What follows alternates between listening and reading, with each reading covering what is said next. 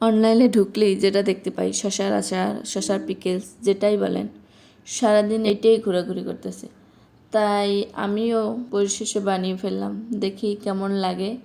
এই তো শশার পিকেলস বানানোর জন্য একটি শসা, 2টি মরিচ ও 2 কোয়া রসুন ভালোভাবে ধুয়ে টিস্যু দিয়ে পানিটা মুছে শসাটাকে টুকরো টুকরো করে কেটে নিলাম। আর হ্যাঁ, আপনারা ঝাল লাভার হলে মরিচ বেশি দিতে পারেন। আমি একটু ঝাল পছন্দ করি, তাই 3টে মরিচই নিয়ে নিলাম। এই যে মরিচগুলোকে একটু হালকা করে কেটে দেব, তাহলে মরিচের স্বাদটা বের হবে আর মানে একটু ঝাল ঝালও লাগবে। তাই মরিচগুলোকে একটু কেটে দিলাম।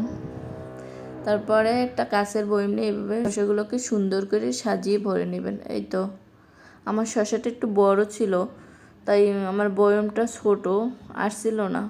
তারপরও কষ্ট করে কি আর করার। তারপর এক এক করে সব উপকরণগুলো দিয়ে দেব।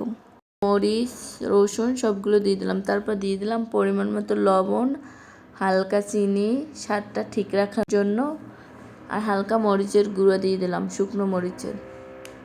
তারপর এই যে ভিনেগার দিয়ে দিলাম আর ফুটন্ত গরম পানি দিয়ে দিয়েছি। বয়মের মুখটা ভালো করে আটকিয়ে 24 ঘন্টার জন্য রেস্টে রেখে দেবো। আর হ্যাঁ, এটা নর্মাল তাপমাত্রায়, কোনো ফ্রিজে রাখতে হবে না।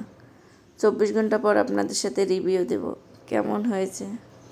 আমার এই ভিডিওটি ভালো লাগলে লাইক কমেন্ট করে একটু শেয়ার করে দেবেন। সবাই ভালো থাকবেন। আল্লাহ হাফেজ, টাটা। আবার কালকে রিভিউ নিয়ে দেখা হবে।